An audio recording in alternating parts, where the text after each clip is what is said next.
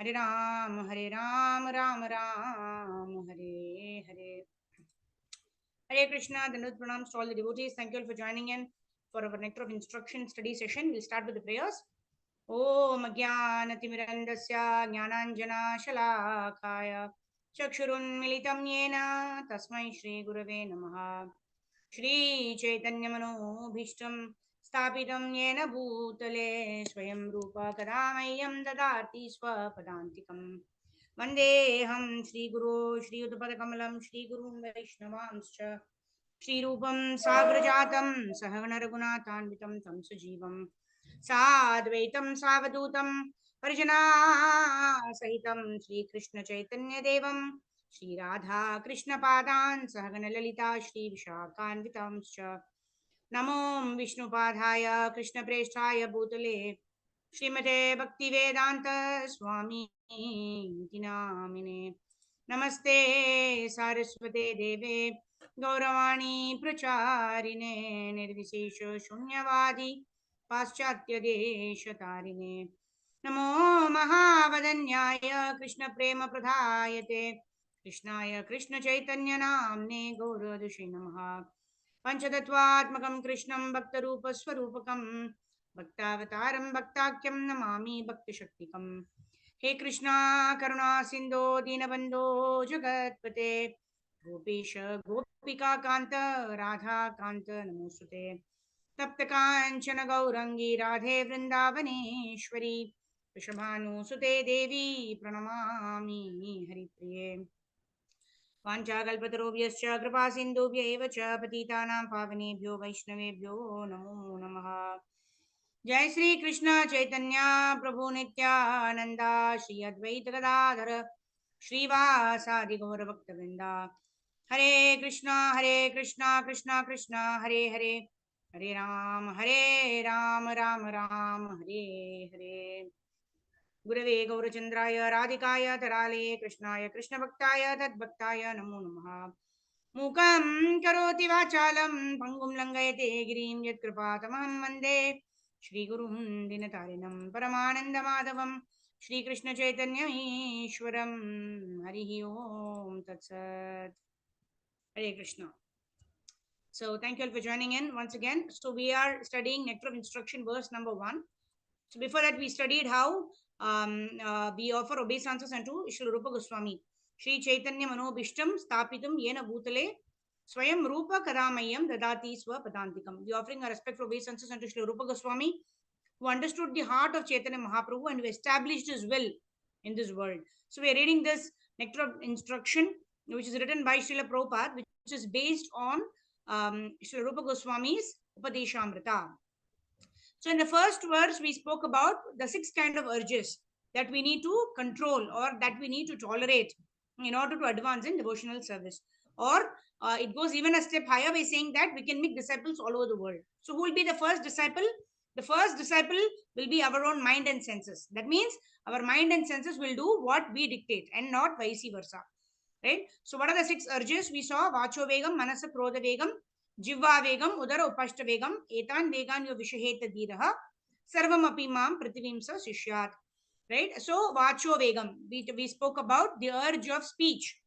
Before that we said, if the tongue is controlled, there are 2 ways of, there are 2 urges of the tongue. One is, we like to keep talking something or the other. And the other is to eat palatable foodstuffs. Okay, volume is low. Okay, yeah. All right, Hare Krishna. So the other urge is to actually eat palatable foodstuffs, right? We like to taste nice things, right? Which is okay, which is nice, which is not something that we need to avoid or we need to give up, but we need to dovetail these things, right? That's what we saw. So the tongue has 2 propensities. One is to speak and the other is to taste. How do we control speech, or how do we manage the urge to speak? Prabhupada first gives Mauna and then he explains Mauna. What is Mauna? Mauna is to talk only about the glories of the Supreme Personality of Godhead, to chant Hare Krishna Mahamantra. In this way, we control the urge to speak and help ourselves to progress in bhakti. Then second, what is the urge? The urge of the mind. The mind wants to think of so many things, but in how do we control the mind? We control the mind by engaging the senses in the service of the Lord. So we're talking about how when we are cooking, we need to be careful how much salt I'm putting, how much of spice I'm putting, right? I need to have my mind in one place, right? That is why we also discussed how Prabhupada has given us this chanting beads, right? Otherwise, we can simply chant. But in order to ensure that our senses are engaged, that's why Prabhupada has given us these beads. Then we use the middle finger and the thumb, and we move the beads, and then we chant using our mouth. We chant loudly. We hear through our ears. All these things. When we are doing, when we are engaging our senses, then the mind is that kind of the head of the senses. When the senses are engaged, then the mind is focused. Okay, so after this, I need to do this. After this, I need to do this. Right, like that. So that's how we control our mind. And then what is the third one? The third one is anger.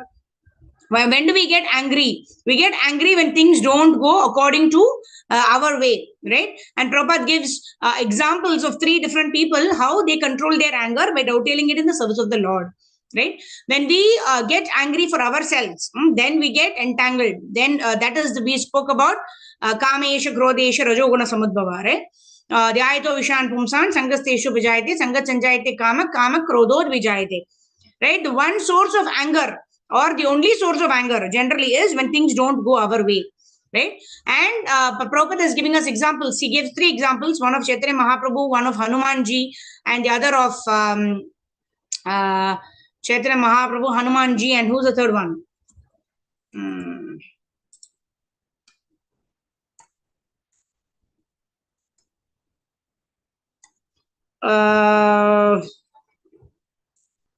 One is Chaitanya Mahaprabhu, because he became angry with Jagai and Madai.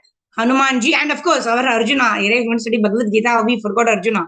Okay, so the third person is Arjuna himself, right? Arjuna fought against the Kurus while he did not want to do, right? We cannot fight with somebody, or we cannot attack somebody when we don't have any anger with us, right? So that anger, how do we manifest it? Because we dovetail that anger in service of the Lord by following the instructions of the Lord, right? As devotees, how do we dovetail our anger? We dovetail our anger against those people who blaspheme the Lord, or who blaspheme the devotees of the Lord. So in this way, we can dovetail our anger in service of the Lord. And then what was the third? So 3 things we covered. So controlling the urges of the speech, controlling the urges of mind, and controlling the urges of anger, right? So these 3 things are subtle aspects. Now we move to gross aspects. What are the gross aspects? One, again, the tongue comes into place here, where we want to taste palatable foodstuffs. How do we dovetail that in the service of the Lord? By having only Krishna Prasadam. And secondly, we also said we need to be regulated in even having our Krishna Prasadam, right? We regulate by it's sanctioned, sanctified, and regulated. Finally, we sanctioned. Of course, we know what is sanctioned for us is Patram Pushpam Phalam Toyam. How do we sanctify it? By offering it to the Lord. How do we regulate it? By not overeating. And by not overeating, you also control the other urge, which is the urge of the belly, right? We want to eat more and more and more. And in this way, we want to satisfy our belly also, right?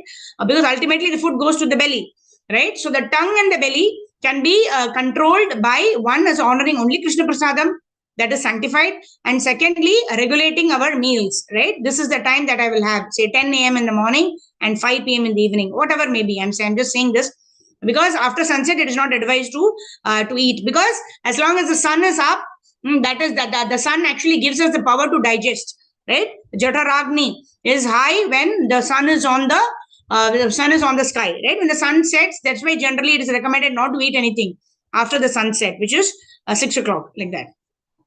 And then then we spoke about the urge of genitals, right? So how do we dovetail it in the service of the Lord? By engaging our genitals only when we want to have Krishna conscious children. So in this way, when we regulate all of these 6 urges, then we can at least make one disciple, which is our mind and which is our senses. Right? So, and but Prabhupada mentions one is fully practiced in the methods of Krishna conscious control, he can be qualified to become a spiritual master, right? Janma sarthi kari kara paropakar, right? We want to all become preachers, but before that, we want to establish ourselves in that particular platform. We want to, first of all, practice, and then we want to preach. All right. So let's go ahead. In his Anuvritti explanation of Upadeshamrita. So from there, we need to continue. Yeah, okay. Thanks. Okay, so who would like to read? Okay, Vrishabhanu Kanya Mataji, go ahead. In his Anuvritti explanation of Upadeshamrita, from there. Go ahead. Yes, Hare Krishna Mataji, Dandat Pranam. Hare Krishna. In his Anavritti explanation of Updeshamrut, Srila Bhaktisiddhanta Saraswati Thakur writes that our material in the identification creates three kinds of urges: the urges to speak, the urge or demand of the mind, and the demand of the body. When a living entity falls victim to these three types of urges, and his life becomes inauspicious. One who practices resisting these demands or urges is called tapasvi, or one who practices austerities. By such tapasya, one can overcome victimization by the material energy. By the material energy, the external potency of the Supreme Personality of Godhead. When we refer to the urge to speak,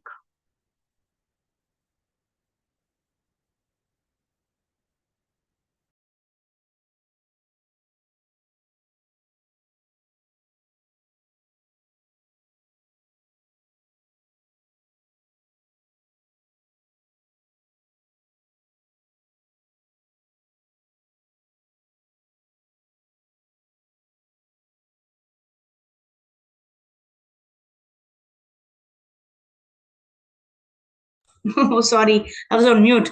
All right. So I was just saying that see, for example, a fire is burning, then we add more and more ghee.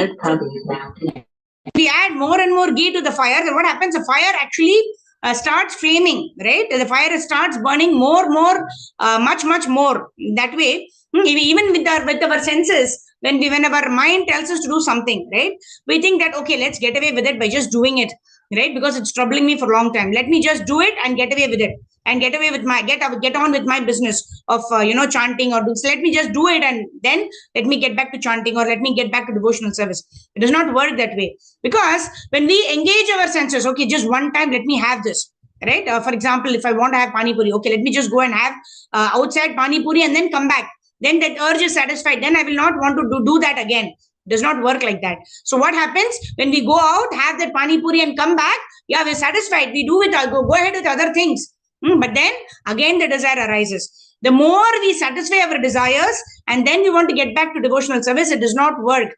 The more it is like putting ghee on the fire, right? We put more and more ghee, the fire, it starts flaming even more, right? It might just subdue for a few seconds, but then it'll start burning even higher. Similarly, sense gratification can be controlled by restricting the senses from sense enjoyment. It can never be gratified by actually engaging our senses in sense gratification. That's why Prabhupada is mentioning here, by tapasya, one can overcome the victimization with the material energy. One who practices austerities only will be able to control the senses, not the person who engages in sense gratification. Okay, let's move ahead. When we, okay, Mataji, you can go ahead. Who was reading? Vrishabhanu Kanya, Mataji, go ahead. Yes, Mataji. This is explained in Srimad Bhagavatam. From that, Mataji, when we refer to when we refer to the urge to speak, when we refer to the urge to speak, we refer to useless talking, such as that of the impersonal Mayavadi philosophers or of persons engaged in fruitivity activities, the technically called the karma kanda, or of materialistic people who simply want to enjoy life without restriction. All such talks or literatures are practical exhibition of the urge to speak. Many people are talking nonsensely and writing volumes of useless books, and all this is the result of the urge to speak. To counteract the tendency, we have to divert our talking to the subject of Krishna. This is explained in Srimad Bhagavatam. Nayat Vachasa. Mataji, you can Nayat Vachachitra Padam Hare Yasho Jagat Pavitram Pragranit Karhichet Tadvayasam Tirthamushanti Manasa Nayatra Hamsa Niramantu Chikshayah. Those words which do not describe the glories of the Lord, who alone can sanctify the atmosphere of the whole universe, are considered by saintly person to be like unto a place of pilgrimage or for crows. Since the all perfect persons are inhabitants of the transcendental abode. They do not drive any pleasures there. Tadvag Visargo विसर्गो Janata जनपादविप्लवो यस्मिन् प्रति श्लोकमवद्यत् प्रत्यपि नामान्यनन्तस्य यशोऽङ्कितानि यत् शृण्वन्ति गायन्ति गृह्णन्ति साधवः. On the other hand, that literature which is full of descriptions of the transcendental glories of the name, fame, forms, pastimes, etc., of the unlimited Supreme Lord is a different creation, full of transcendental words directed towards bringing about a revolution in the impious lives of this world's misdirected civilization. Such transcendental literatures, even though imperfectly composed, are heard, sung, and accepted by the purified men who are thoroughly honest. The conclusion is that when we talk about devotional service to the Supreme Personality of Godhead, can we refrain from unless nonsensical talk? We should always endeavor to use our speaking power solely for the purpose of realizing Krishna consciousness. As for the agitation, Thank you, Mataji. Hare Krishna Mataji. Dandavat Pranam. So here Prabhupada is again talking about Param Drishtva Nivartate, right? When we engage our senses in actually talking about devotional service or entering devotional service, then what happens? We are automatically refraining ourselves from useless, nonsensical talk. Otherwise, our speaking power is generally used to glorify these material things, what I want to achieve in life, how do I want to attain, a better job or a better comforts of life, etc. That is what we use our speaking power mostly. So we need to direct our speaking power or the use of the tongue towards Krishna consciousness by talking about the glories of the Lord, and that is the way we can curtail the useless talk, which is talking other than Krishna, other than for the purposes of satisfying Lord Shri Krishna is useless talk. Okay, Sindhu Mataji, go ahead. As for the agitations of the flickering mind. Hare Krishna, pranams Mataji. As for the agitations of the flickering mind, they are divided into two divisions. The first is called avirodha priti or unrestricted attachment, and the other is called virodha yukta krodha, anger arising from frustration. Adherence to the philosophy of the Mayavadis, belief in the fruitive results of the Karmavadis, and belief in plans based on materialistic desires are called avirodha priti. Jnanis, karmis, and materialistic plan makers generally attract the attention of the conditioned souls, but when the materialists cannot fulfill their plans and when their devices are frustrated, they become angry. Frustration of material desires produces anger. Similarly, the demands of the body. Mataji, once again, you can continue reading, but I just want to explain these two words. These words are exactly what Krishna tells in Bhagavad Gita, right? Kamesha, Krodesha, Rajoguna, Samudbhava. And Dhyayato Vishayan Pumsam, Sangasteshu Vijayate, Sangat Sanjayate Kama, Kama Krodod Vijayate. Same thing. Avirodha Priti is lust. That means Kama. That means we are having our desire for something that is Virodha. Avirodha means that is not according to the scriptures. When we have a desire that is not according to the scriptures, that is called Avirodha Priti. And then what happens? Avirodha Priti. Anything that we want to attain in this material world, it is definitely not easy to attain, right? So when we don't attain any of our materialistic pursuits, then what happens? Because we are situated in Rajoguna, what happens? Immediately we get Krodha. Kama Krodod Vijayate, right? So that is what is called Viruddha Yukta Krodha. Virodha Yukta Krodha. That means anger arising out of frustration. Why there is frustration? When our desires are not getting fulfilled, it leads to frustration. Frustration leads to anger. So how do we dovetail both of this? One is to have a desire that is in accordance with the scriptures, right? We can always have a desire to get more and more opportunities to serve. We can have the desire to make nice palatable foodstuffs for the Lord, not with the desire to to eat and to cook and eat for myself. right? Then it becomes Avirodha Preeti, right? But when we having the desire to offer to the Lord and have Krishna Prasadam or engage in any other services, then what happens? Avirodha Preeti is avoided. And when we have such a spiritual desire, it is generally under the order of the spiritual master. So even when we are not apparently successful, say for example, this class is happening, nobody joins, right? But that's still fine, right? Because I'm going by the order of my spiritual master, and I am talking for my own purification. Right? When I read the Bhagavad Gita, when I read Nectar of Instruction, even if nobody joins in the particular session, it's okay. When I am reading, I'm getting anyway purified, isn't it? I'm not frustrated. Oh, why is it that nobody has joined today? Why? Because I'm following the instructions of my spiritual master, and I'm doing it for my own purification. Right? If somebody else also wants to take benefit of it and they join, then well and good. If they don't join, then it does not lead to frustration, because the desire is not to attain name, fame, glory. The desire is to serve the spiritual master. That is why even when it is not successful, so-called materially, it is not successful, it does not produce frustration, because the desire is not for personal sense gratification. When the desire is personal sense gratification, then only it leads to frustration. If the desire is service, then apparently even if you are not successful, it will not lead to frustration. All right, so let's move forward. Similarly, the demands of the body can be divided into three categories. Yeah, Sindhu Mataji, go ahead. Yeah. Similarly, the demands of the body can be divided into three categories. The demands of the tongue, the belly, and the genitals. One may observe that these three senses are physically situated in a straight line as far as the body is concerned, and that the bodily demands begin with the tongue. If one can restrain the demands of the tongue by limiting its activities to the eating of prasada, the urges of the belly and the genitals can automatically be controlled. In this connection, Srila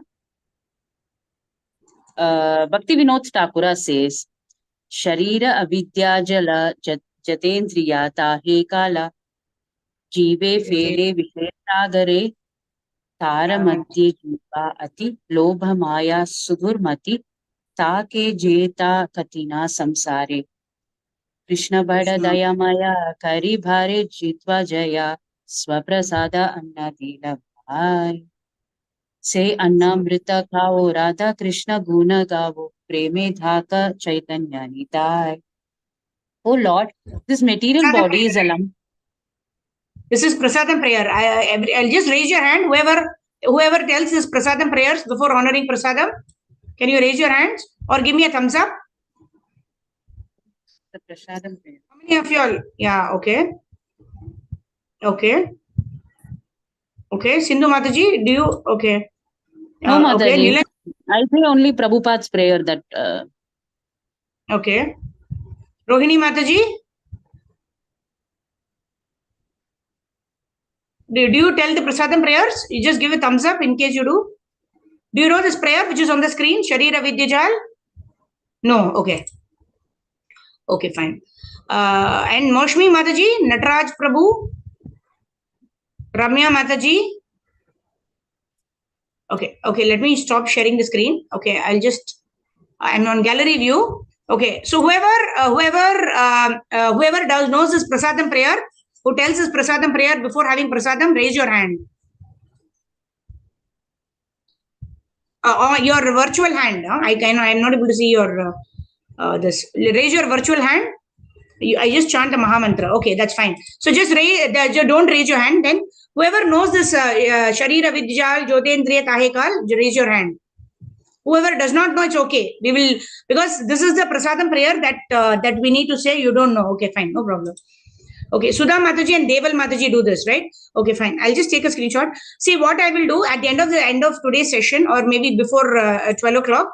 We will, because this is an important prayer that we all need to know. I'll post it in Medhavini group also. So this is the prayer. Why we have to chant this prayer? We will study the meaning of that. Okay, so let's ask our. Okay, no, who was reading? Sindhu Mataji, na? Yes, Mataji. Yeah. So Sindhu Mataji, go ahead. So see, let's study the meaning of this prayer, and we will also by heart this prayer, right? In 1 week's time, every day we will be reciting this, right? Because this prayer actually enables us to remind ourselves right? The tongue is uncontrollable, and this prasadam is there so that we can have this prasadam, and by simply having prasadam, our tongue will get controlled. And we also express our gratitude to Radha and Krishna and Chaitanya Nityananda Prabhu before having prasadam. So this is very, very important. This is a prasadam prayer has to be by hearted. And we will again take a poll maybe after a week or so, wherein we can also check if every one of us have been able to by heart this prayer. Okay, I'll also send the recording of this prayer in all of our groups, or I will put it in our Medhavini group so that we know, or I will put it in our Srila Prabhupada study group. So we all study this prayer, by heart this prayer, and we also understand the meaning, right? As we chant this prayer. Yeah, Sindhu Mataji, go ahead. Oh Lord. O Lord, this material body is a lump of ignorance, and the senses are a network of paths leading to death. Somehow or the other, we have fallen into the ocean of material sense enjoyment, and of all the senses, the tongue is the most voracious and uncontrollable. It is very difficult to conquer the tongue in this world, but you, dear Krishna, are very kind to us. You have sent this nice prasada to help us conquer the tongue. Therefore, let us take this prasada to our full satisfaction and glorify your lordships, Shri Radha and Krishna, and in love call for the help of Lord Chaitanya and Prabhu Nityananda. Okay, thank you, Mataji. So we'll end here. We'll end our NOI here. But this is, see, Sharira Avidya Jal. Sharira means body. This body is full of ignorance. Avidya Jal. Jal means trap. Right? So with this body, we can either liberate ourselves and go back to Godhead, or we can trap ourselves in this material world. So Sharira Avidya Jal. Right? By the body is completely in ignorance. Jodendriya Tahekal. Jodendriya Tahekal. That means the senses, right? Indriya means senses, right? The Indriya can bind us to this material world. But Jiva Fele Vishaya Sagare. Jiva is the tongue. The tongue is the most voracious amongst all the senses. Very, very difficult to control the tongue. Jiva Fele Vishaya Sagare. It can, the way we utilize our tongue can either liberate us or can put us into this ocean, can make us continue in this ocean of material existence. Vishaya Sagare. Vishaya means material world. Sagari means the ocean of material existence. Tara Madhya Jivati Lobomaya Sudharmati Taki Jeta Katina Samsare. Right? In this samsara, we are all caught up and we are all suffering. Katina, very, very difficult to cross over this ocean. But what has Krishna done? Krishna Bada Doya Moy. Krishna is very, very merciful. What is he doing? Kori Bare Jiva Jai Swa Prasad Anna Dilobai. In order to help me liberate myself beyond the three modes of material nature, he is given something for my tongue. What is that? Swa Prasada Anna Dilobhai. Right? So he has given us this anna, right? That's what we generally have, right? We have rice or anna, whatever foodstuffs. What has he given us? He has given us this prasada. Prasada anna dilobhai. He has given us this prasadam. Say anna mrata kao, right? The kao means to eat. Simply by having this anna, which is offered to Krishna, which has become prasadam. Radha Krishna Gunagao, right? We have the prasadam only after glorifying Radha and Krishna. And Preme Dakashi Chaitanya Nitai, and by lovingly calling Chaitanya Mahaprabhu Nityananda Prabhu. Right? So in this way, when we chant this prayer, what are we first saying? The tongue is most voracious, very difficult to control the tongue. Oh Krishna, you have given us nice Krishna Prasadam. Simply by having this Krishna Prasadam and by glorifying the Supreme Personality of Godhead, Radha, Krishna and Chaitanya Nitai, we will be able to go to transcend the three modes of material existence. Right? Both the urges of the tongue are controlled here. Why? One is by having Krishna Prasadam, second is by glorifying Radha Krishna, expressing our gratitude to Chaitanya Mahaprabhu Nityananda Prabhu. Right? So we will study this prayer once more. What is this? Sharira Avidya Jal, Jodendriya Tahekal, Jive Fele Vishaya Sagare, Tara Madhya Jivati. The tongue is the center of all of the material senses, the senses that we are trying to enjoy. The tongue is the centermost. Simply by controlling the tongue, right? Prabhupada mentions in the previous paragraph. Simply by controlling the tongue, the urges of the belly and the urges of the genitals are also controlled because they are in one straight line, right? So how does Krishna help us control our tongue? By giving us prasada. Prasada is what we offer to the Lord and have Krishna Prasadam. Swa Prasadanna Dilobhai, right?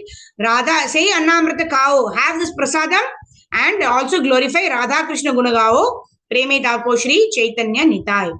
right? Then we also sing Jai Nimai, Jai Nitai, Jai Shri Krishna Chaitanya, Prabhu Nityananda, Shri Advaita Gadadhara, Shri Vasadi Gaura Bhakta Vrinda, Hare Krishna, Krishna Krishna, Hare Hare, Hare Rama, Rama Rama, Hare Hare. So in this way, this is this should be our consciousness when we are having Krishna Prasadam. That our senses are very difficult to control. By our own endeavor, it is not possible to control our senses. But Krishna, thank you very much. You have given us this Krishna Prasadam. Simply by having Krishna Prasadam, we are able to control our senses. And by glorifying you, Radha Krishna and Chaitanya Mahaprabhu, Nityananda Prabhu, we are able to get ourselves transcended from the three modes of material existence. Okay. So, Jagat Guru Srila Prabhupada ki jai, Nectar of Instruction ki jai, Nitai Gaura Premanande, Hari Hari Bol. So now we'll start Bhagavad Gita, but it is very important. This especially is very important because we have meals 3 times a day or 2 times a day, whatever number of times, right? Or even whenever we have prasadam, we should immediately remind ourselves of the tongue, right? And whenever we speak, right? Because we get the energy to speak only by having prasadam, only by having food.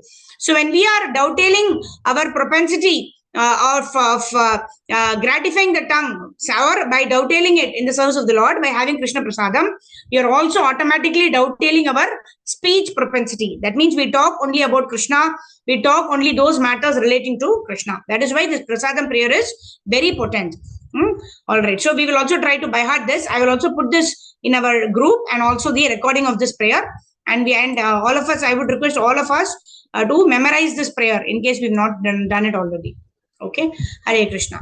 So now let's move forward to Bhagavad Gita. Om Namo Bhagavate Vasudevaya.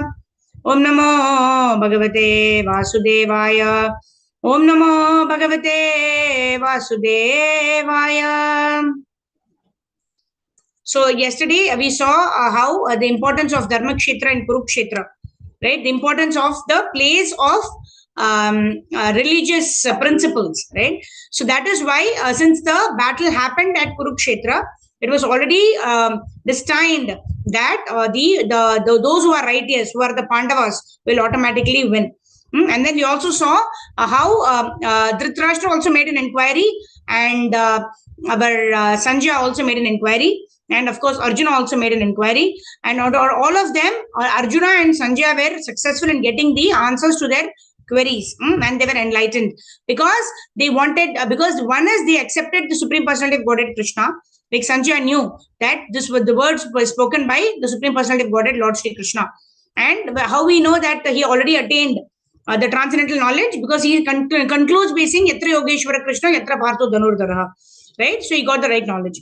And how do we know Arjuna got the right knowledge? Because Arjuna agreed to perform the work as was given by the Supreme Personality of Godhead. Although initially he had several queries, he had several questions, he had different understanding of the way he thought he should work.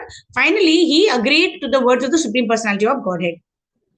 However, our Dhritarashtra, at the end of hearing the entire Bhagavad Gita as narrated by Sanjaya, now he could not understand what he should do, what he should not do. His confusion was not mitigated. Why? Because he did not have the right attitude. He simply wanted his sons to rule the world, and he himself had the motive of not giving up the throne, right? So in this way, this was his mood. So what is our mood and consciousness in hearing Bhagavad Gita? According to that, either our delusion or our queries are satisfied, or we continue with our delusion even after understanding, or even after hearing, or even after reading the Bhagavad Gita. So what is the consciousness in which we hear Bhagavad Gita? That is very important. Right? And then we move forward, how Dhritarashtra is speaking Duryodhana is speaking words of diplomacy to Dronacharya, and he glorifying Bhishma Pitamaha, etc. Because he is not convinced that they will support him wholeheartedly, because he knows that they have a soft heart for the Pandavas. Right? So in this way, when we doubt the people whom we are working with, then we will never get their full-fledged support, and we will never get success in our endeavors also, because we'll always be doubting them. We'll always try to give we will never be able to surrender to them. So in this way, whenever we can do a lot of research, we can hear many spiritual masters katha, But when we decide that I am going to follow this spiritual master, then we have to completely surrender ourselves to that spiritual master. We should not doubt somebody after taking their shelter. Right? So in this way, before that, there are so many spiritual masters, even within Brahma, Madhva, Gaudiya, Vaishnava Parampara. There are so many disciples of Srila Prabhupada. Right? So before taking a spiritual master, we have to be convinced that this is the person who's going to enable me to go back home, back to Godhead. Right? Until such time, we can hear from many spiritual masters. We can hear Prabhupada. Prabhupada, of course, even after we take the guidance of a bona fide spiritual master, the disciple of Prabhupada, it is recommended and it is prescribed that we should hear Prabhupada always. Why? Because Prabhupada is our eternal Siksha Guru. He is a founder Acharya of the International Society for Krishna Consciousness. He remains our eternal Siksha Guru. We should always hear from Prabhupada. Prabhupada's lectures give us the intelligence. Prabhupada's lectures give us the power of discrimination. Prabhupada's lectures give us, because Prabhupada's lectures, they actually, based on the purports, right? Prabhupada says that my purports are also dictated by the Supreme Personality of Godhead. And we know Prabhupada is a Shaktivesh avatar of the Lord. Right? When we hear Prabhupada's lectures, because of the Prabhupada's purity, we will be able to understand things as they are. So very, very important. At least every day, if not possible, at least once a week, we have to hear Srila Prabhupada's lectures. Then it will enable our intelligence, right, to get purified, and then we are able to understand. When we hear from other senior devotees also, Prabhupada's lectures we have to hear. So in this way, what was he saying? Why did I come to this point? Is because although Duryodhana had taken the shelter of Bhishma Pitamaha, Dronacharya, and they were all working for him, he did not have complete faith in them. That is the reason he was telling, he was talking about how Drishtadyumna is there. He is actually, the son of your enemy, right? So you should not be partial to them, partial to the Pandavas like that. So he was not surrendered, right? So in this way, if you don't surrender, even if we have the support, right, we will not, if you don't surrender, we will not get our desired success, right? So surrender is very important. It will come in the second chapter also, but here also those things are highlighted as a in the background, right? Why Duryodhana's failure is already determined, because although he had more Akshauhini Senas, he was not dedicated towards the spiritual master, towards the guru, towards the people whom have actually come, right? Because he says everybody has come here to lay down their lives for my sake, right? There itself, his dedication or his own confidence in the people supporting him was not there. Yeah. And then what did we see? Aparyaptam tadasmakam balam bhishma virakshitam. Yeah. So although the strength of the Pandavas was limited, because the Pandavas were having one goal, right? In the Kaurava army, each one was having a different goal, right? Karna had his own agenda where he wanted to prove that I am going to be most successful. I'm going to display my talent of archery to everybody. And then Karna wanted to join this team because he wanted to show his gratitude to Duryodhana, right? Because Duryodhana made him the king of Anga. But yet, he said, I will not come to the battlefield until Bhishma Pitamaha is there. So each one had their own agenda. Nobody was completely surrendered to satisfy one motive, right? But in the army of the Pandavas, everyone was fighting because Krishna asked them to fight. They did not want the kingdom. In fact, Yudhishthira Maharaj, even after winning the battle, he was not willing to become the king, because he thought because of him, there was so much of death and everything, right? So in this way, we see that the Vyavasayatmika Buddhir Ekaha Kurunandana. Devotees, they have only one motive. That means to serve and satisfy the spiritual master. That is why things are very easy. Devotees don't get frustrated, right? Even if there is no success, devotees don't get frustrated, because they know that success is already obtained in the endeavor to please the spiritual master. And success is not what comes after the endeavor. Success is what is the motive or the consciousness while we perform activities. Yeah. And then we went on to verse number 12. Tasya Sanjanayan Harsham Kuru Vriddha Pitamaha. Right? So everybody started blowing their conch shells. And from the view of the Kauravas, Bhishma Pitamaha blew the conch shell because to give confidence to Duryodhana that we are in your side and we will try our best, right? Because they were doing their duty, although they were situated on the wrong side, right? They were doing their duty. That is why Krishna recommended Bhishma Pitamaha, right, to give this gyan to our Yudhishthira Maharaj, right? So in this way, our consciousness is very important. Whatever work we may do, no work is good or bad, but what determines the actual success is our consciousness, whether we are working to please our gurus. And then we saw the 5 signs of victory for the Pandavas, right? So they were having the what do you call transcendental conch shells. Then the Agni Dev had actually given the chariot to Arjuna. Like this, we saw so many symptoms how the Pandavas were going to be actually victorious in this battle, because Lord Krishna was personally present, because Krishna is the husband of the goddess of fortune. So the fortune is already there in the side of Pandavas. So there was no chance of victory for the Kaurava side, and that is automatically determined at the beginning of the war itself, right? So now let's move forward. We'll start from text number 14. Tata Shvetair. Okay, so let me share my screen. Let's go ahead. Text number 14. Okay, who will read? Devotees can still raise your hands now. Tata Shvetair Hayar Yukte Mahati Sandane Sitau Madhava Pandava Shaiva Divyo Shanko Pradat Matuhu. Okay, Moshmi Mataji, go ahead. Translation Vishla Prabhupada ki jai. Yes. Hare Krishna Mataji, Dandavat Pranam. Yes. On the other side, both Lord Krishna and Arjun stated on a great chariot drawn by white horse, founded their transcendental conscience. Yeah. So no need to read. We actually read this purport. So let me just quickly summarize here.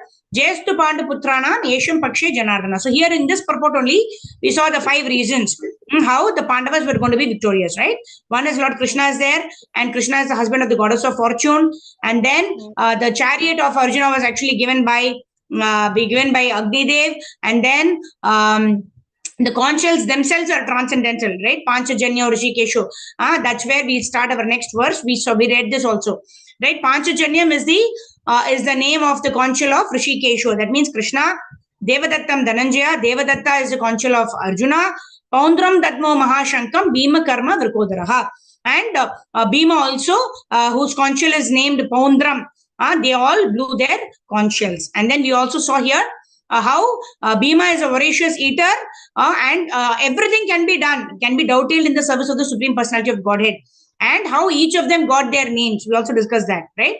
How Krishna is known by several names because of the several leelas he performed. Why is he called Madhusudan? Why is he called Govinda? Why is he called Vasudeva? Why is he called Devaki Nandan? Why is he called Yashoda Nandan? Like that. So we saw the different names were attributed to the Lord as well as his devotees because of their karma. But nowadays, in the present time, we are named according to whatever we like. Whatever we like to call a particular person, like that we name the people. But in olden times, or in the even until the Treta Yuga, we see here how Arjuna was named Dhananjaya because he procured a lot of wealth. So in this way, they were named according to their propensities, or they were named according to the great activities that they did, like that. Okay, so now we start from here. Ananta Vijay Amraja Kuntiputro Yudhishthiraha Nakulaha Sahadevascha Sugosha Manipushpakau Kashyascha Parameshwasah Shikhandi cha Maharatah Drishtadhyumno Viratascha Satyakischa Parajitah Drupado Draupadeyascha Sarvasaha Prithivípate Saubhadrascha Mahabahu Shankan Dadmo Pratak Pratak. Yes, Moshimataji, go ahead. Hare Krishna. Yes, translation. King Yudhishthira, the son of Kunti, blew his conch shell, the Ananta Vijaya, and Nakul and Sahadev blew the Shughosha and Manipushpaka. That great archer, the king of Kashi, the great fighter, Shikhandi, Drishtadyun, Virat, the unconquerable Satyaki, Drupada, the son of Draupadi, and others. O king, such as the mighty armed son of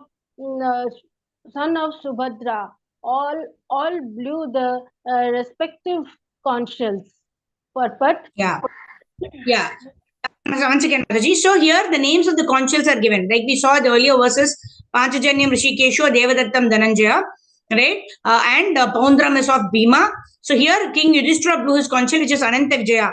Right? If you see the names itself, Vijaya, right? It's all indicating that the consuls are transcendental and the sound emanating from them are also transcendental, indicating victory. And Nakula blew Sogosha and Sahadeva blew the conch Mani Pushpaka. And then several are there in the army of the Pandavas, right? Shukhandi, Drishtadyumna, Virata, Satyaki, Drupada, Draupadi, the sons of Draupadi, right? She had 5 sons who were actually killed by Ashwatthama later on. And then the mighty armed son of Subhadra is Abhimanyu. Okay, yeah, yes, Mataji, go ahead, purport. Before that, I just wanted to say here that one more important thing, what we also see here is that while the transcendental consuls, they are mentioned transcendental here because they were all in the side of the Pandava. They were all in the side of Lord Sri Krishna. Right? Everything, the conch is the same, right? The sounds that they are producing is showing different sounds or is producing a different effect because of the presence of Lord Sri Krishna. So similarly, whenever we are on the side of Guru, when we act as per directed by our gurus, then we are situated in the transcendental platform, although we are situated in this material world. That is what is another analogy that is given by the names of these consuls. Yeah. Okay. Yes, Mataji, go ahead. Okay, let me share my screen again and then let's go ahead with the purport of the verse. Yes. Sanjay informed. Hare Krishna.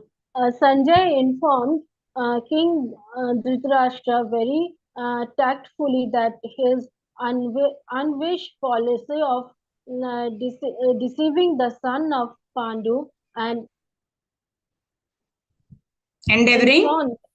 endeavoring to enthrone his own son on the seat of of the kingdom was not very laudable. The sign already clear indicated that the whole Kuru dynasty would be killed in that great battle, beginning with the grand, grandson Bhishma drawn to the grandsons like Abhimanyu and other, including kings from many states of the world,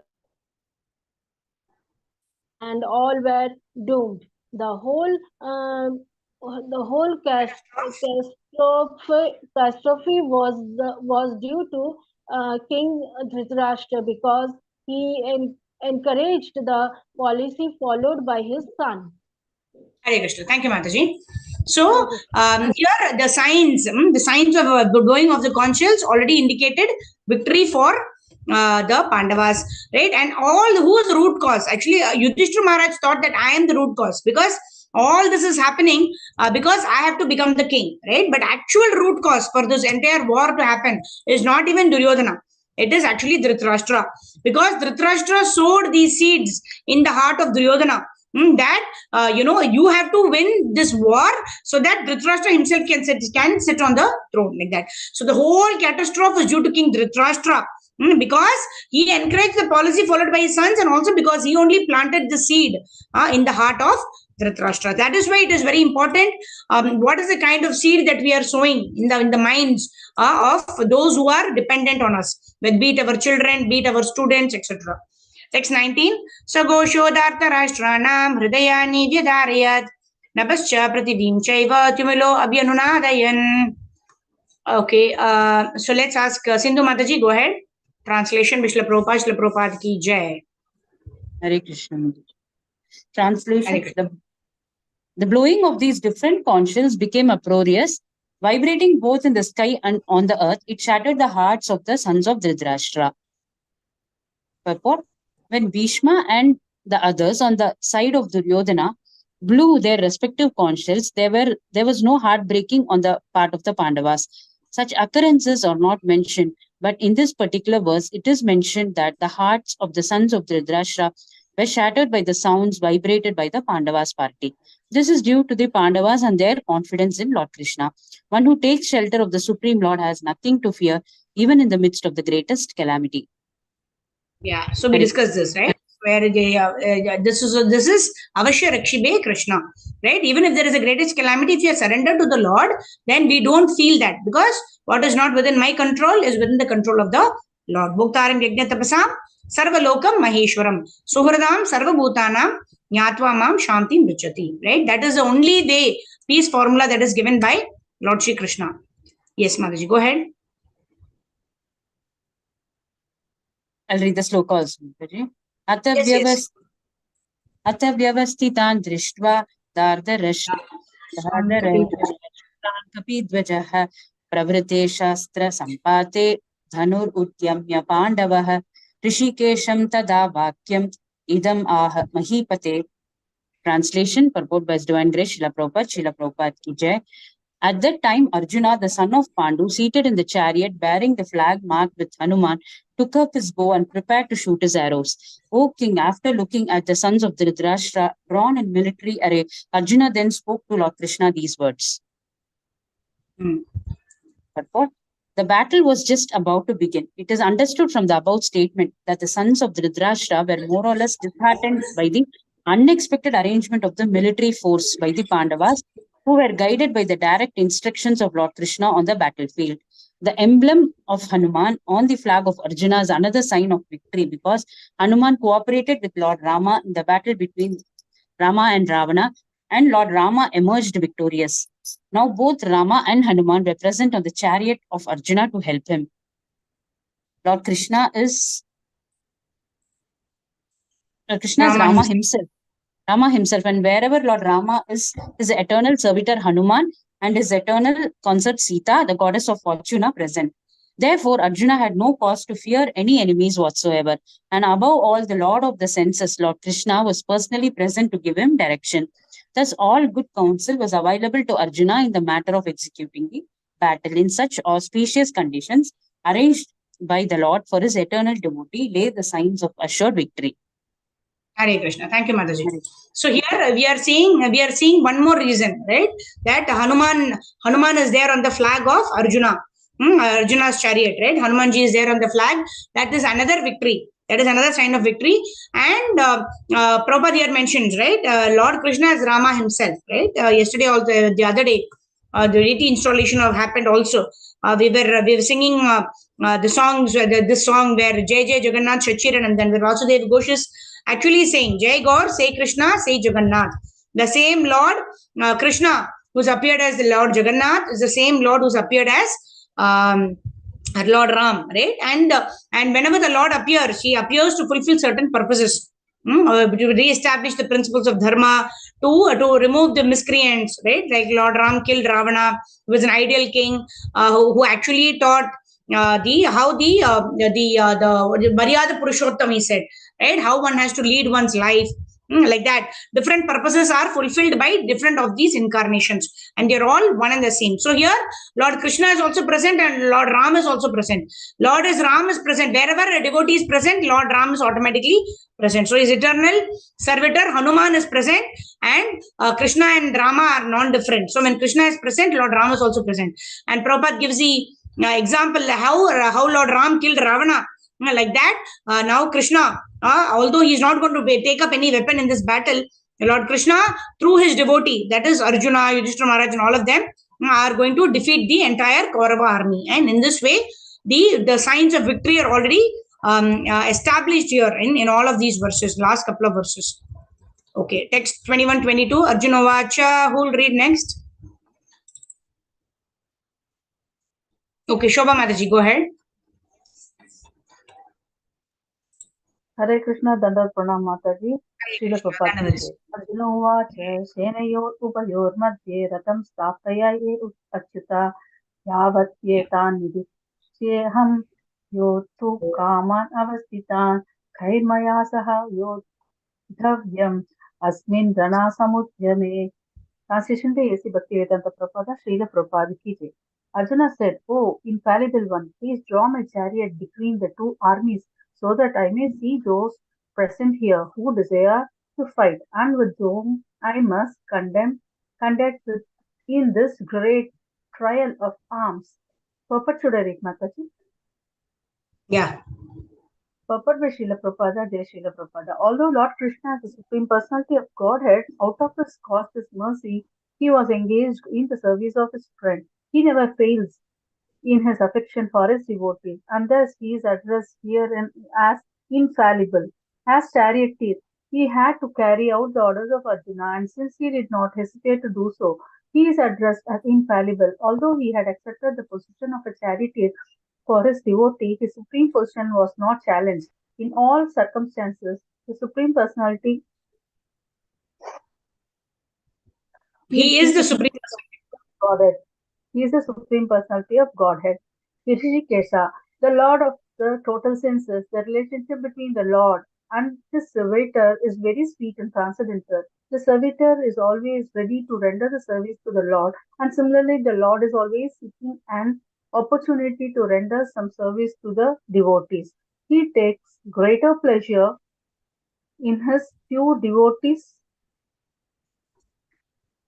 assuming.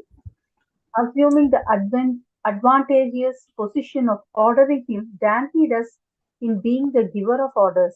Since he is master, everyone is under his order, and no one is above him to order him.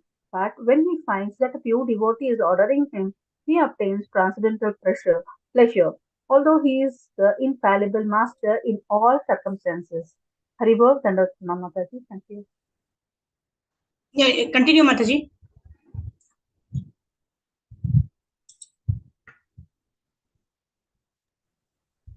As a pure devotee of the Lord, Arjuna had no desire to fight with his cousins and brothers, but he was forced to come on to the battlefield by the obstinacy of Duryodhana, who was never agreeable to any peaceful negotiation. Therefore, he was very anxious to see who the leading person present on the battlefield were.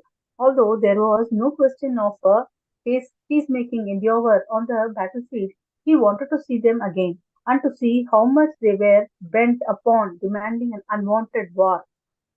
Hare Krishna. Thank you, Mataji. Hare Krishna. Right? Thank you, Maharaj. So here, very beautifully, Prabhupada has clearly drawn out the mind of each of those people who are there. Right? One is Arjuna himself. Right? He did not want to fight the war because he did not want to become the king. Because he thought, why should we kill all these people just for our sake? Why should so many soldiers and all of these people lose their lives? Right? But why did he come to the battlefield? Because because the Duryodhana, he was not willing to even give that much amount of land which can be covered by even a pinprick. Right? Even that much he was not willing to give. And it is also said that to perform one's dharma, right? They were Kshatriyas, they needed land because so that they could rule. That is their dharma. So if you're not allowed to perform our dharma, then we have to fight for it. It is not that we have to be a coward and we have to run away. Right? We have to fight for our rights if it is intervening with our performance of dharma. So in this way, carrying out, he came to the battlefield, but still he was not convinced. He did not want to actually kill the Kauravas, kill his own spiritual master. Dronacharya is there, Bhishma Pitama is there. So what did he do? Even in those circumstances when the conch shells have already been blown, that means a war is definitely going to take place. Even then he took out time, right? This was a life and death situation for him. Right? So when people tell that, I don't have time to study the Bhagavad Gita, that time it is very important that we can make note of this point and we can tell, right? Arjuna was in the verge of birth and I'm saying death, right? It was either a life or death situation for him, right? Either he was going to rule the kingdom or he was going to die in the battle, and yet he took out time to find out who are all there in the battlefield. Is it really worth fighting? So he asked Krishna to actually take his chariot in between both the armies, and he wanted to see who are there to fight that battle, which has been created only because Duryodhana wanted that particular war, like that. And very important, the word that is used for Krishna here is Achyuta. Achyuta means infallible. That means he is willing. Krishna is the Supreme Personality of Godhead. But yet, when Arjuna asked him, right, he was already ready, he was already blown the conch. But when Arjuna asked him to move the chariot in between the armies, immediately he took the chariot in between the armies. So Krishna is Achyuta, infallible, means he never fails in his affection for devotees. That is, we agreed to become the charioteer of Arjuna. So in this way, the Lord is very eager to serve his devotees, and the devotees are very eager to serve the Lord. This is the characteristic of devotee, like that. Okay, so let's move ahead with the next verse. Text number 23. Who will read? Janki Mataji, go ahead.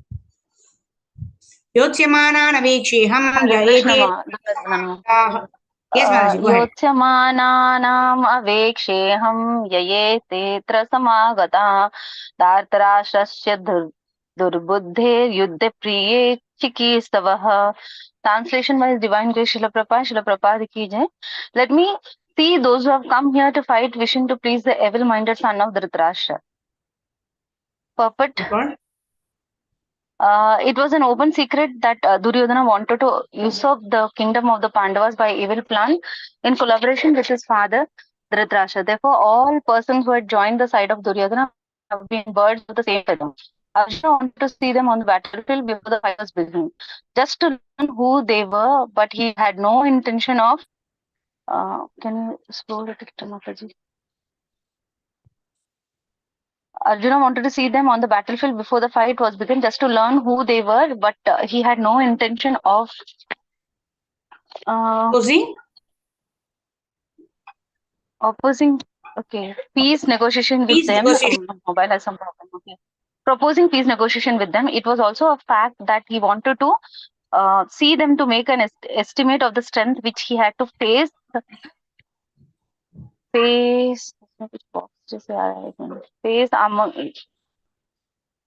Although he was quite confident of victory because Krishna was sitting by his side. Hare Krishna. Thank you so much. Yeah, so because he was confident, because Krishna was sitting by his side, he knew that he was very confident about Lord Krishna's presence in the battlefield in their side. That was a major strength for Arjuna. That is the reason when Krishna told, right, just before the war, both Arjuna and as well as Duryodhana went to Krishna to seek help. Right, first Duryodhana only reaches actually, and he actually sits at the side of the head of Krishna. Krishna is sleeping, right? So he's not seen Arjuna or Duryodhana yet. Later on, Arjuna comes and he sits at the lotus feet of Lord Shri Krishna. And then when Krishna wakes up, first whom he sees, somebody who's sitting at our feet, right? When we wake up, we will not see who's sitting behind, right? So when he got up, he saw Arjuna, and then immediately Duryodhana, he asked Arjuna, why have you come here? And Arjuna has also come to seek help of Krishna. And then immediately Duryodhana says, no, don't ask Arjuna first. I came first. So he came and sat at the head of Krishna. But then Krishna said, see, both of you have come to take my help. But I saw Arjuna first. So I will ask him only first, whatever he wants. Right? And both of them knew that both of them have come to Krishna to seek help for the battle of Kurukshetra only. But then Arjuna, he told that, let him ask. But then Krishna said, no, you are the younger one. So I want you to ask first. Right? And then Krishna said, I myself will come in the war, but I will not pick up any weapon. And on the other side, I have my Narayani Sena. Right? Very, very, very powerful Narayani Sena is there. And that can go to one team, and I personally will come in the other team. But I will not even lift any weapon. So this is what was told by Krishna. And then Duryodhana was like, oh my God, Krishna is saying that first Arjuna will ask his, whomever he wants. What if Arjuna asks the Narayani Sena? Because Duryodhana was very, very clear and he was very clever also. He wanted the best support for his own team, isn't it? So he said, he was like, oh my God, what will Duryodhana want to ask? But Arjuna was very clear what he wanted. Arjuna said, I want Lord Shri Krishna only in my side. I don't want the Narayani Sena. And then Duryodhana was like, wow, thank God, right? He will get what he wants. And then he will say, okay, let Anuja, let the younger brother I'll take whatever he wants, right? I'm willing to sacrifice. He wants Krishna, let him take Krishna. I will take the Narayani Sena. But in his heart, laddu put rahe hai na. I got what I wanted. I said, okay, Krishna, you wanted Arjuna to ask first. He's already taken you. No, never mind. I will take the Narayani Sena. So like this, actually, Duryodhana accepted. So he was very, very confident of the strength of Duryodhana. Was confident because Narayani Sena was going to give him more Akshoni Sena. So in this way, he was very confident. But Krishna, from the beginning, he was confident that wherever Lord Krishna is there, that is the side I want. I don't want the Narayani Sena. So generally, in our life also, we can surrender to the energy of the Lord, or we can surrender to the Lord Himself. Right? Generally, we succumb to the material energy of the Lord. Right? What can I do? How can I exploit material nature? How can I get more and more power? How can I control material nature? Like this, right? We are also always trying to exploit the material nature. We are trying to draw power from the energy of the Lord, especially the external energy of the Lord. Right? We also always have a choice. Whom we surrender into? Are we surrendering into the external energy of the Lord, or are we surrendering to the Lord Himself? Right? Whenever we take shelter of the Lord, like Arjuna, although he had the option to choose an Narayani Sena, but he chose to take shelter of the Supreme Personality of Godhead. So in our life also, if we surrender to the Lord always and surrender to the external energy of the Lord, then success will always be there for us. Like that. Okay, let's move forward. Sanjay Ovacha, who will read? Janaki Mataji, you want to continue? Can I, Mataji? Can I? Hare Krishna. Who's speaking? Can I, Mataji? This is Janaki only, Mataji. Yes. Should I or Yes, somebody yes, else? yes. Go ahead. Okay. No, you can go ahead. Sanjay Uvacha. Okay. Sanjay Uvacha evam yukto rishikesho gudakeşena bharata सेनयोरुभयोर् मध्ये स्थापयित्वा रथोत्तमम्. Translation and purport by His Divine Grace Srila Prabhupada ki jai. Sanjay said, O descendant of Bharata, having thus been addressed by Arjuna, Lord Krishna drove up the fine chariot in the midst of the armies of both parties. Purport: in this verse, Arjuna is referred to as Gudakesha. Gudaka means sleep, and one who conquers sleep is called Gudakesha. Sleep also means ignorance. So Arjuna conquered both sleep and ignorance because of his friendship with Krishna. As a great devotee of Krishna, he could not forget Krishna even for a moment, because that is the nature of a devotee, either in waking or in sleep. A devotee of the Lord can never be free from thinking of Krishna's name, form, qualities, and pastimes. Thus, a devotee of Krishna can conquer both sleep and ignorance simply by thinking of Krishna constantly. This is called Krishna consciousness or samadhi. As Rishikesha, or the director of the senses and minds of every living entity, Krishna could understand Arjuna's purpose in placing the chariot in the midst of the armies. Thus, he did so and spoke as follows. Hare Krishna. Thank you, Mataji. Hare Krishna. Thank you, Mataji. So this is very, very interesting, right? See, whenever we have the desire to get proper understanding or inquiry from a spiritual master, then the Lord will guide us accordingly, right? So in this case, Krishna understood the heart of Arjuna, right? That Arjuna is because the purpose of Bhagavad Gita had to be delivered to us, right? So Krishna actually directed the heart of Arjuna to actually take in between both the armies, right? It was inspired by Krishna. And when Arjuna asked him to take in between both the armies, Krishna could have put his chariot anywhere. Why did he have to go exactly in front of Bhishma Pitamaha? Right? He exactly went in front of Bhishma Pitamaha so that Arjuna will not have the heart to fight. And then he wanted Arjuna to tell him that, to tell Krishna that I don't want to fight, so that this entire Bhagavad Gita could be spoken, right? Otherwise, Arjuna is called Gudakesha. He's already conquered ignorance. He's already conquered sleep, right? Krishna Surya Sama, Maya Haya Andakar, Jaha Krishna, Taha Nahi Hai Maya Adhikar. So in this way, wherever Krishna is there, or wherever Krishna's devotee is there, there cannot be Andakar, there cannot be ignorance. However, this entire Bhagavad Gita is actually going to be given to us through the instrument of Arjuna.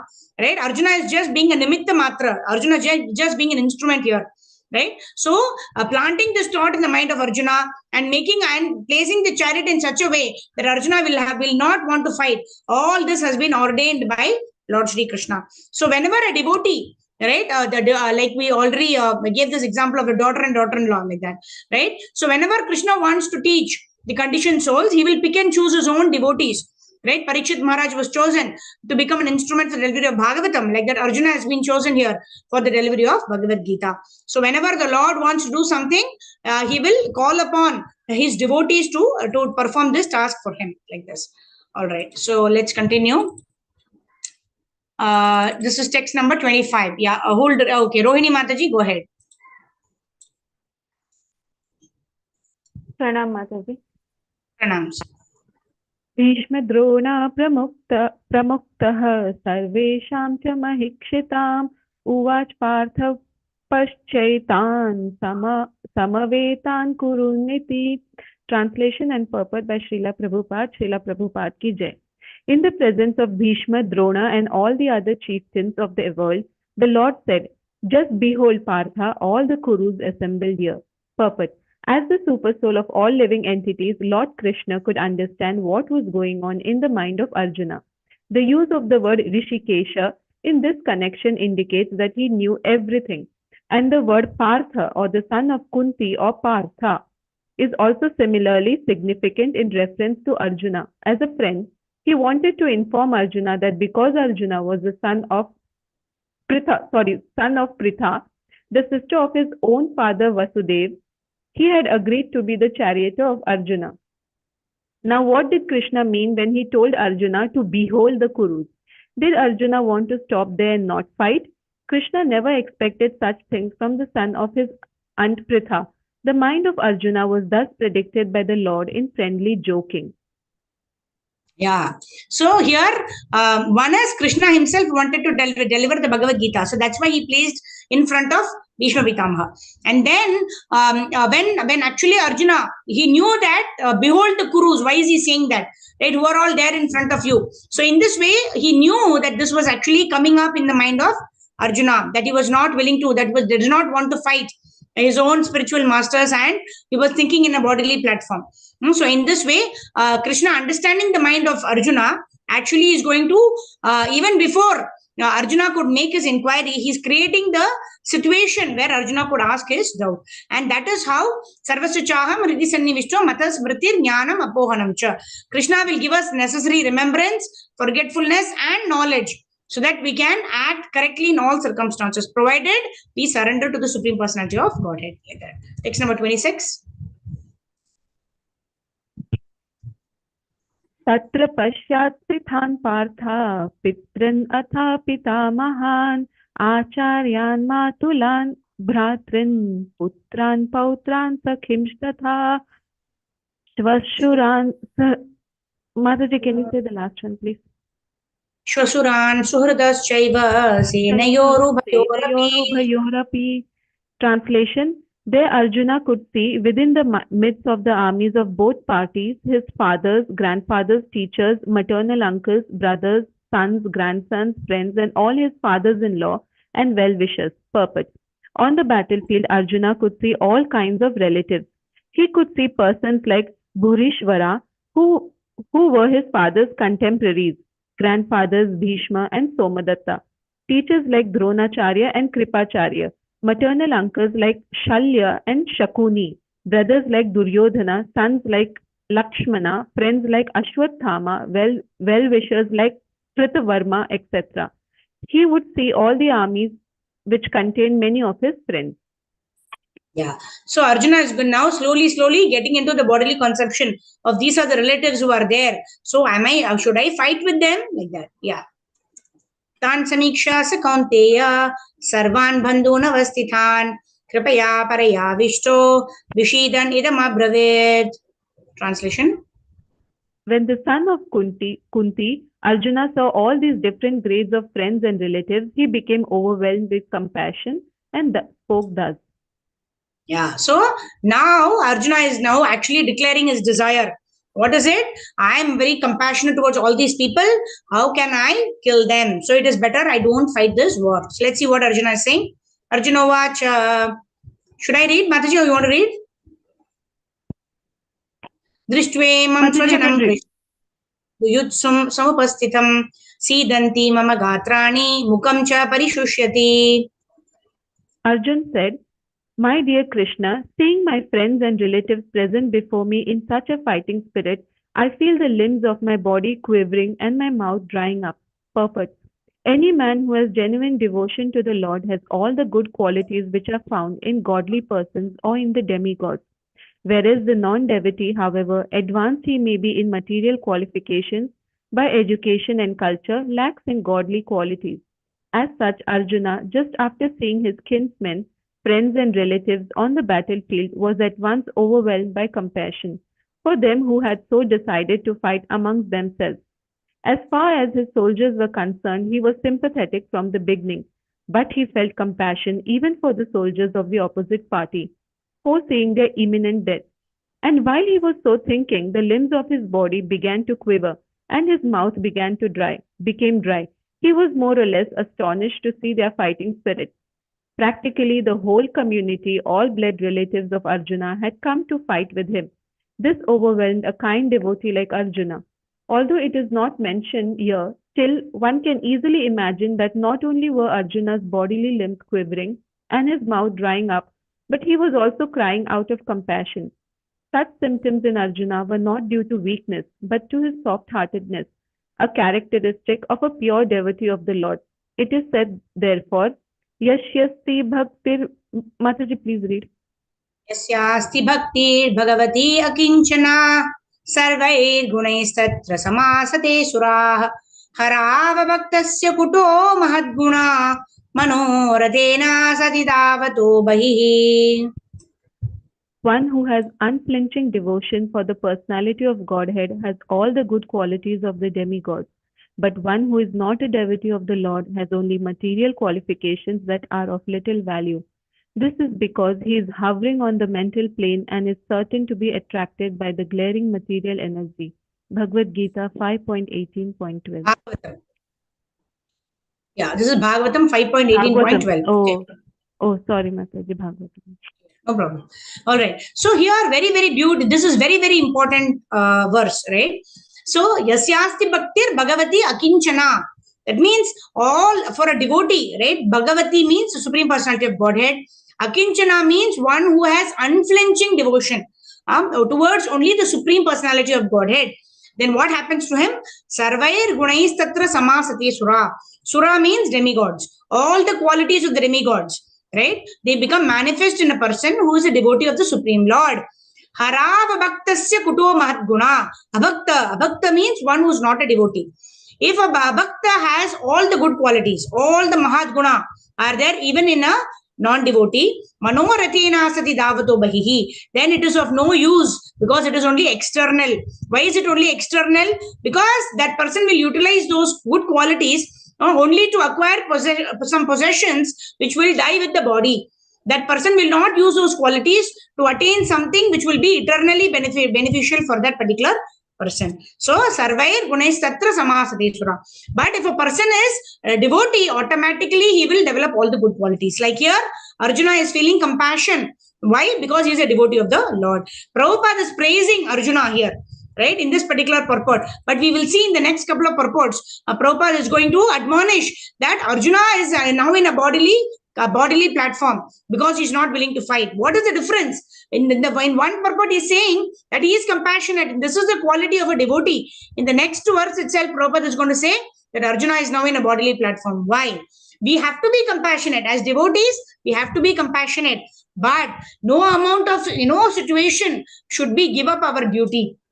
Right? When Arjuna drops his Gandiva bow and says, no, I'm not going to fight, that time Krishna is going to say that Arjuna is now actually acting in a bodily platform. Right? Even in Bharat Maharaj's case, right? Compassion is something that we have to exercise as devotees. But such compassion should not come in the way of our exercise of duty. Right? That attachment to the deer actually came in the way of Bharat Maharaj's execution of devotional service. Right? There is this very beautiful photograph that is there in Google also. As he is performing, offering his oblations of, ghee on the fire, he is actually looking at, not at the fire. Now, he is not chanting the mantras, he is looking at the deer. When the attachment becomes so much When the compassion becomes so much that we are not executing our devotional service for the pleasure of the Lord, something else is distracting our mind, that kind of compassion, that kind of attachment is only prohibited. That kind of attachment which takes us away from the Lord should be given up. Whereas a compassion to like a jive doya, right? When we are giving this, when devotees actually distribute Bhagavad Gita, etc., they're exercising compassion because that is the quality of a devotee. So every quality, right, even of compassion, humility, tolerance, everything when applied in the service of the Lord, then they become actual jewels which will enable us to progress in Krishna consciousness. Otherwise, all these qualities are simply material. It will die with our body, right? But whatever we have exercised in the devotion of the Supreme Personality of Godhead, those things will be eternal for us because it will help us advance further and further in devotional service, right? So here we will end. Let's quickly do Harinam Sankirtan and then we'll see who are all there who are staying till the end of the session. I can see 16 devotees here. Thank you very much for joining in. Namah Om Vishnu Padhaya Krishna Pristhaya Bhutale Srimate Bhakti Vedanta Swami Niti Namine Namaste Saraswate Deve Gauravani Pracharine निर्विशेष शून्यवादी पाश्चात्यादिशतारिणे जय श्री कृष्ण चैतन्य प्रभु नित्यानंदा श्री अद्वैत गदाधर शिवसादि गौरभक्ता वृंदा जय श्री कृष्ण चैतन्य प्रभु नित्यानंदा श्री अद्वैत गदाधर शिवसादि गौरभक्ता वृंदा हरे कृष्ण कृष्ण कृष्ण हरे हरे हरे राम राम राम हरे हरे हरे कृष्ण कृष्ण कृष्ण हरे हरे हरे राम राम हरे हरे हरे कृष्ण कृष्ण कृष्ण हरे हरे हरे राम राम हरे हरे जय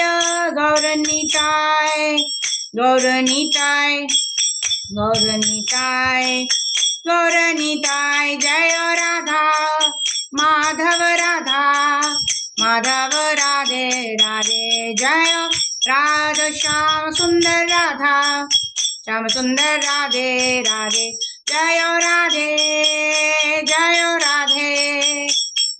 राधे जय श्री राधे जय गुरु परंपरा जय गुरु परंपरा जय गुरु परंपरा जय गुरु परंपरा जय जय प्रभुपाद गुरुदेव निताय गौर हरि बोल हरि बोल हरि बोल हरि बोल। जगत गुरु श्रील प्रभुपाद श्री गुरुदेव की जय। अनंत कोटि वैष्णव वृंद की जय। संवेद भक्त वृंद की जय। All glories assembled devotees Hare Krishna. All glories assembled devotees Hare Krishna. All glories assembled devotees Hare Krishna. All glories to Sri Sri Guru and Sri Gauranga Srila Prabhupada ki jai. Hare Krishna. So whom all we have today? Moshmi Mataji, thank you so much. Vishamanu Kanya Mataji is there. Rohini Mataji, Janki Mataji, Nilanjani Mataji, Shobha Mataji, Vijayalakshmi Priya Mataji, Deval Mataji, Nisha Mataji. Thank you all very much for joining in. Thank you so much. This is a very wonderful thing that we are able to study Bhagavad Gita in the association of devotees. right? Otherwise, to complete, word to word, every purport, every translation, very wonderful. Because Prabhupada says these purports are dictated to Prabhupada by Lord Krishna himself. Simply by reading these purports, we will obtain transcendental knowledge, right? Because we are actually taking shelter of Srila Prabhupada. So thank you very much. I'm very encouraged by all of you who are joining us every day, so that we can do this wonderful task of the study of Nectar of Instruction and the study of Bhagavad Gita as it is. Right? These two books are very important books, right? These two are the two books out of the 4 books of Bhakti Shastri, right?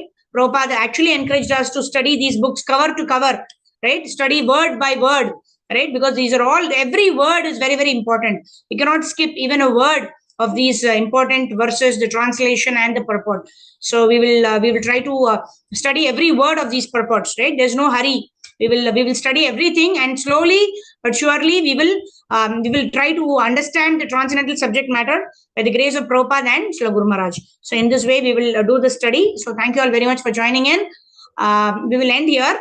In case any of you have any doubts or any realizations anyone wants to share, then we can take that now. Yeah. Anyone wants to share anything? Moshmi Mataji.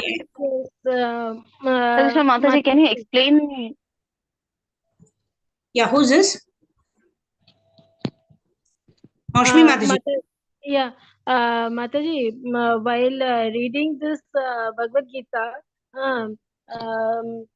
I get goosebumps. Jai. That means you are studying with a proper submissive attitude, and your mood is good. See, because see, there are two ways, right? Like we were discussed in today's Bhagavad Gita session itself. Right, Arjuna's lips are quivering. He's not. So out of compassion, also that happens, and sometimes that happens because we are not getting some sense gratification that we want to get. Right, in both the cases there is anxiety.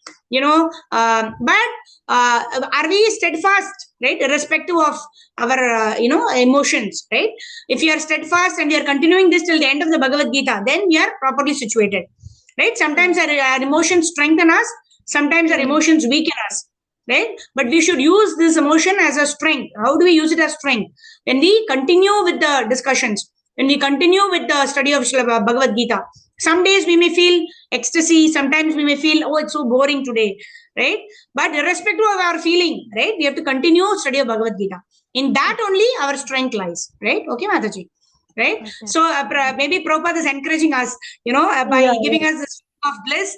It's an encouragement for us. But even if we don't get that encouragement, we should still endeavor. Right? Yes. Mercy is always there, but sometimes we experience it, sometimes we don't.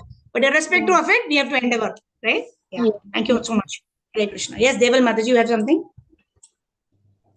Yes, Hare Krishna Mataji. I just wanted to request you, during Ekadashi, you had, you were reading the 108 shlokas from the PDF. Is it possible for you to share it on the group? Like, if you can. Yeah. I already shared it in the group, actually. We've shared it many times, so that's why I didn't. I'll share it in the group. Yeah, because it is very easy to then, recite and memorize. Yes. Yeah, yes. Sure. And I'll also share that Prasadam prayers so that we learn the Prasadam chanting mantras also, and also the meaning of that. Yeah, I'll post it in the group so that every day we will end the session, or maybe in the beginning of the session also, because generally when we recite we can do it at the end of the session, because most of us would be having our lunch. It's 1 o'clock. So we will end with the Prasadam prayers, right? And then in this way we have to by heart those verses. And very important is the consciousness. When we are before having Prasadam, we have to ensure that we surrender to the Lord. It's very difficult to control the tongue, oh Lord, but you have given us this nice Krishna Prasadam by which we are glorifying you with our tongue, and we're also having this Krishna Prasadam which will help us control our tongue, right? If we control the tongue, then it's half the battle won, right? That's like how Prabhupada is mentioning in the purport. All right. Hare Krishna. Srila Prabhupada ki jai. Srila Gurudev ki jai. Nitai Gaur Premanande. Hari. Thank you. Thank you, Mataji. Hare Krishna Mataji. Dandavat pranam. Yes, who's speaking? Mataji, during Janki Mataji. Ekadashi, we cannot recite this whole prayer, na Mataji. Till where we have to recite? I mean, Prasadam. We recite before the word Anna comes, right? So on Ekadashi days, we recite only the first 2 lines. Right? Mahaprasadi Govinde Nama Brahmani Vaishnave Swalpa punya matam rajan vishwaso naiva jayate. That's all. We don't say Sharira Vidyajal Jodendriya Taikal because we understood we are doing austerity of the body, right? By abstaining ourselves from grains and beans and all of those prohibited things. So only the first two lines we recite on Ekadashi. And because it starts with Anna, Swaprasad Anna Dilobai, right? That we chant on Dwadashi day and all the days. All right? Okay, Hare Krishna, Danat Pranams. Danat Pranam sabhi ko.